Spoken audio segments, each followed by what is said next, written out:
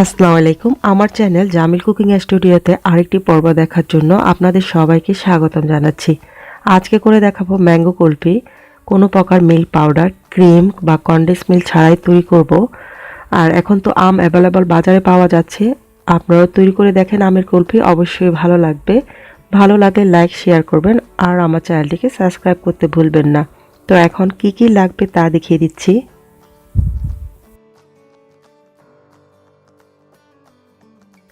এখন আমি এখানে নিয়েছি এলাচি গুঁড়া 1 চিমটি পরিমাণ, জাফরান নিয়েছি 1 চিমটি পরিমাণ, নিয়েছি এখানে দুধ 1 লিটার, আর নিয়েছি চিনি আপনাদের স্বাদ অনুযায়ী কম বেশি করে নিতে পারেন। আমি এখানে 1/3 কাপ দিয়েছি।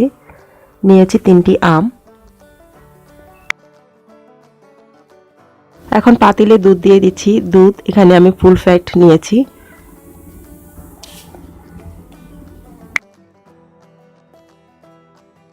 এখন দুধে অ্যাড করে দিচ্ছি এলাচি গুঁড়া আর জাফরান। দিলে এলাচি গুঁড়া আর জাফরান দেওয়ার কারণে খুব সুন্দর একটা ঘ্রাণ হয়। কিছুক্ষণ পর পর নেড়েচেড়ে দিতে হবে যাতে করে নিচে পোড়া না লেগে যায়। আর দুধটাকে কমিয়ে অর্ধেক থেকেও কম করে নিব। দুধটাকে ঘন করে 1.5 কাপ পরিমাণ করে নিয়ে এখন এতে দিয়ে দিব চিনি।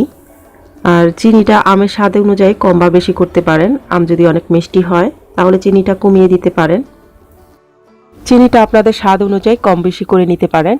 আর এখন আমি চিনিটাকে পুরোপুরি মিশিয়ে নিয়ে নেড়েচেড়ে যখন পুরোপুরি মিশে যাবে তখন চুলার আঁচটাকে বন্ধ করে দিচ্ছি। ঠান্ডা হওয়ার পর আরেকটু ঘন হবে।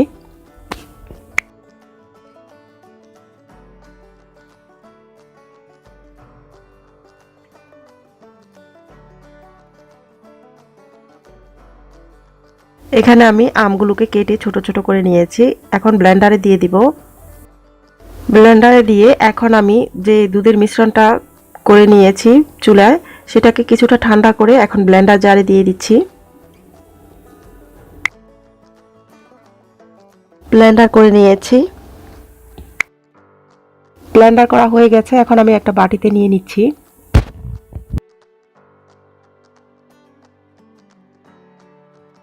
আমি এখানে প্লাস্টিকের মোল্ড নিয়ে নিয়েছি। আপনারা চাইলে স্টিলের আলাদা আলাদা কুলফির ডাইস থাকে, সেগুলো তো নিতে পারেন। তো এখন আমি দিয়ে দিচ্ছি। বা আপনারা চাইলে কোনো কাপেও জমিয়ে এগুলোকে খাওয়া যাবে।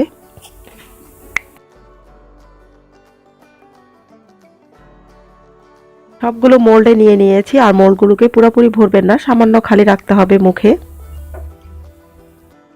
এখন আমি মোল্ডের ক্যাপগুলোকে লাগিয়ে দিচ্ছি। এখন মোল্ডটাকে আমি ডিপ ফ্রিজে রেখে দিব। 6 থেকে 7 ঘন্টা ফ্রিজে রেখে জমিয়ে নিব। 7 ঘন্টা পর ফ্রিজ থেকে আমি বের করে নিয়েছি মোল্ডটাকে। এখন আমি একটা বাটিতে হালকা গরম পানি নিয়ে 4 থেকে 5 সেকেন্ড ধরলে মোল্ড থেকে বের হয়ে আসবে কুলফিগুলো।